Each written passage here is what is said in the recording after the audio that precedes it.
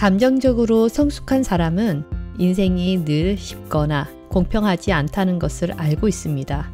그러므로 자신의 행복이나 고통에 대해 누구에게도 책임을 묻지 않습니다. 행복을 만드는 것도 불행을 끌어오는 것도 자신의 선택에 대한 책임임을 알고 있습니다.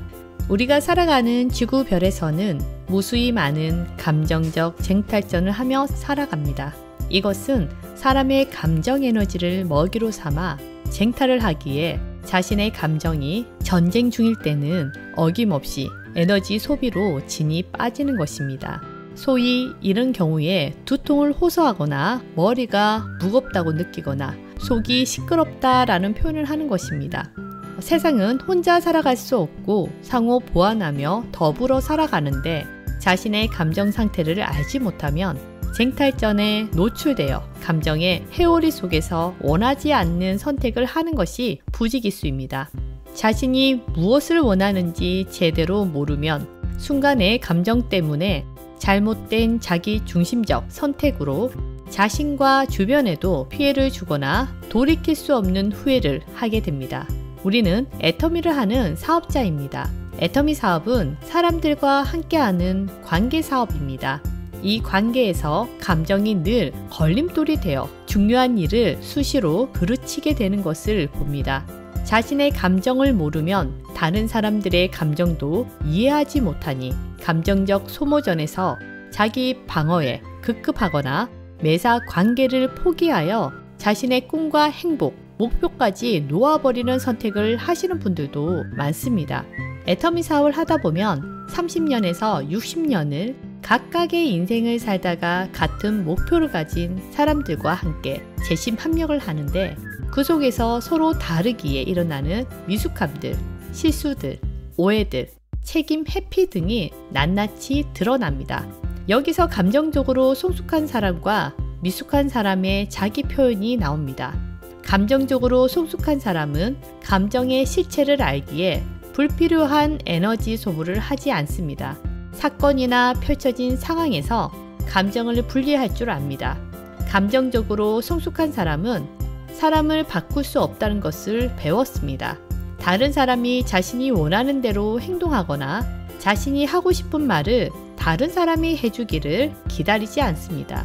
이 모든 것은 의심할 여지 없이 불필요한 고통으로 이어짐을 경험으로 배운 덕분입니다.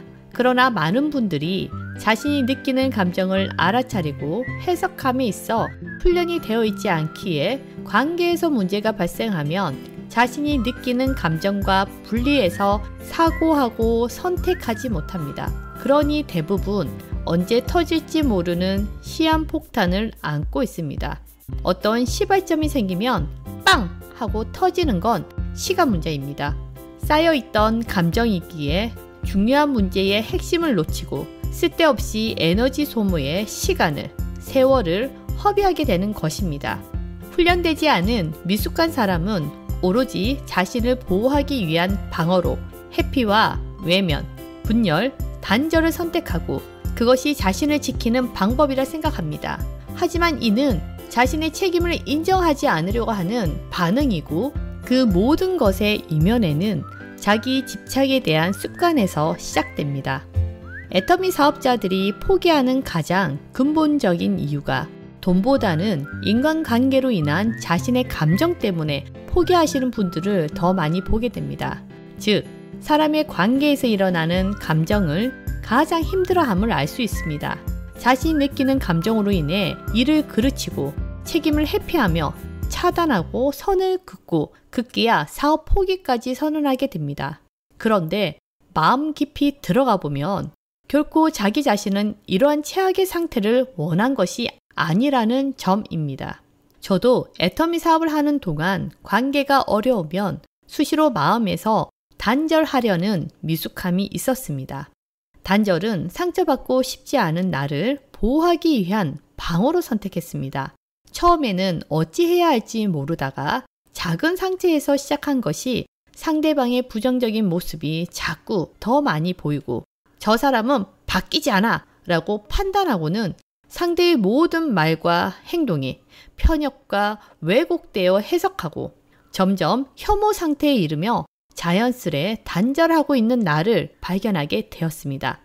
애터미 사업의 단절은 가장 최악의 무리수이며 하등에 좋은 것이 없습니다. 어느 누구도 상처받기를 또한 단절하기를 원하지 않습니다. 그렇기에 우리는 상처를 받을 때마다 멈추고 그 문제를 해결해야 합니다.